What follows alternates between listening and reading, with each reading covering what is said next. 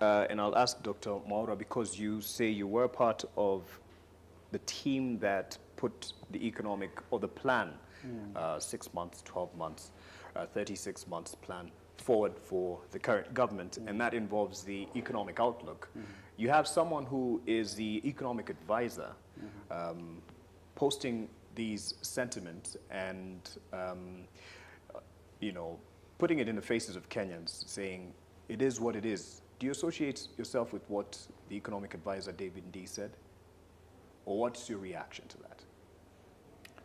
I think, I believe personally that we have been in worse off situations than the way we are today. And that there is every reason to be hopeful that things will improve. Help a layman understand what you mean worse off when the price of fuel hasn't been at this rate. The, you know, the dollar, the value of the dollar, the shilling to the dollar hasn't been at this, where we are. Help someone understand. Part of this is sorry to butt, or even what 1,000 can buy. Part of the insincerity, sorry to butt in, is the fact that the explanation that has been given is that the economy is bad because of the price of the dollar and the fuel. Yet we have comparable figures of what the price of fuel was internationally last year. Around this time, it was actually what it is internationally today. But fuel in Kenya was selling at 150 shillings. Now it's selling at 211. And we've talked about the subsidy and that kind of thing.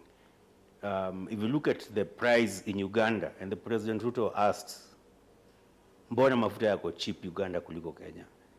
And I would ask the same question as Mr. Mwaura responds. Now, I think I don't know whether I have two hosts or I have one. It's a conversation. It's a conversation, yes, but yeah. I think I am used to a debate where if my colleague is speaking, I allow him to prosecute his case.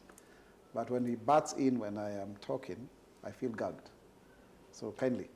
Because I listen to you, so allow me also to You're respond. seeking protection? Okay. No. I'm listening. No. Okay. The question to you then, let me rehash that so that he said what he said, but he apologized. He gave the disclaimer, apologies for butting in. But the question to you was your reaction to what the economic advisor to the president has said in the sentiments he's put out there in the last 48 hours, that says to Kenyans, it is what it is. And you were answering that we've been in a worse off situation. I was answering that, and I think also it's not asking for protection. I don't need protection. I only need... you did protest, but anyway, go on. I need fair debate where when I'm listening to him accusing me of all manner of things, I respect his view. Right. And he should also do the same.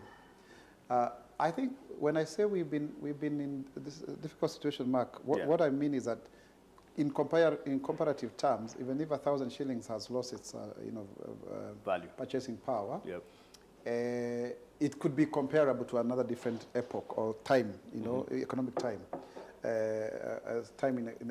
So I think we like if you look at when President Kibaki inherited the economy, it was really bad. In fact, I think they had to borrow money to finance free primary education. You may be aware that by the time this government came to power, there was only 19 million shillings in their account. So let's just appreciate the fact that things have been worse off. I would want to imagine that before a patient is fully recovered, you cannot say with certainty they are going to die. Yeah, and I also believe in miracles. Things change.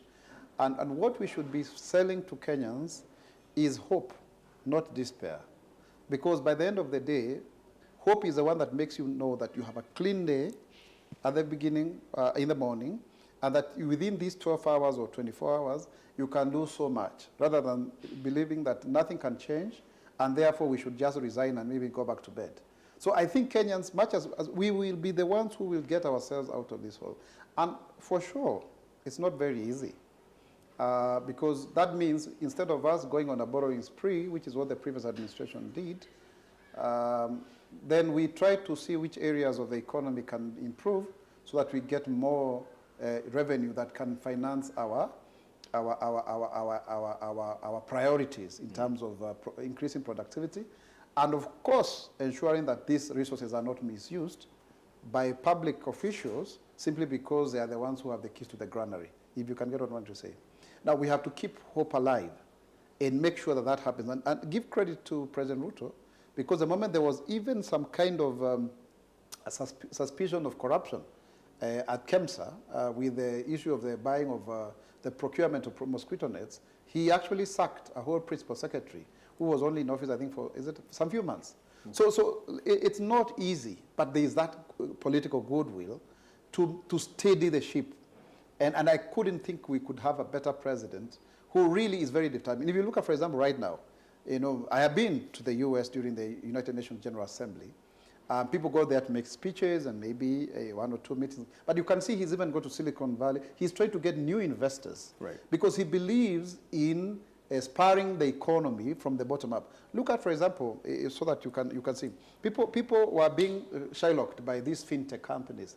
But now, Hustler Fund has now brought on board 20 million Kenyans who are benefiting from this microcredit. It's a phenomenon. And out of which, over 2 million new M-Pesa subscribers have been onboarded into the formal financial system.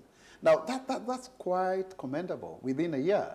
And you could see the passion of a president who has inherited almost a bankrupt country in betting to help the hustlers who helped him by placing 50 billion shillings, you know, to give them affordable credit. And Mark, you and I may not see the value of 1,000 shillings. But if that is what... Oh, I do.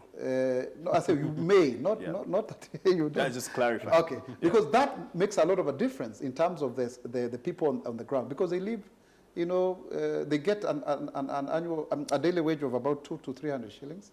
So, and it makes a difference. I met a lady from Kajiado, and she told me she sells this melon. And she borrowed 700 shillings from, you know, Hustler Fund. And out of which she was, you know, she got 665. I think the rest is some kind of a savings there. And then that money, she is supposed to repay within 2 weeks.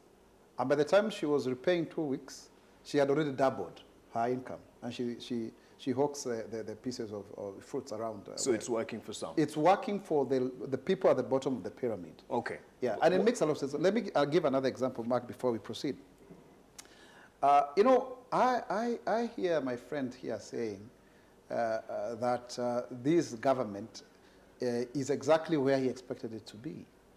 So then what do you need to deal with somebody who is a pessimist? Somebody who did not expect much from his government. And that kind of low opinion on ourselves cannot spur economic entrepreneurship. You know, leaders are peddlers of hope. Yeah, that is Obama saying. And in fact, Napoleon Bonaparte said that leaders are dealers in hope. So our work is not to point to where we are coming from with a view that then things should remain the same way. So ours is to ensure, Mark Masai, that we actually, even when there is evidence of the contrary, tell the people that no matter how bad it is, we can still rise from our ashes. Peddlers of hope. Yeah. Just like Mapediwa hope. Yeah? Mapediwa hope. Hey, Mapediwa hope. I don't necessarily think that's a good thing. But let me ask this, and I'll let you speak as well, Mutemi. How can you sell hope, which won't buy you anything, and how do you tell someone that we are in a better place when everything that is happening around in terms of cost of living, taxation, is going up? There is a place of being realistic. And I'd even posit, owe it to the public to say, we had promised this, we apologize. In hindsight, not possible. Now let's recalibrate. Do you believe there's a place for that? Now, I'll give you a story. There's a mother who goes out there to look for food for her children, and she's not successful. And when she's not successful, she comes home to hungry children.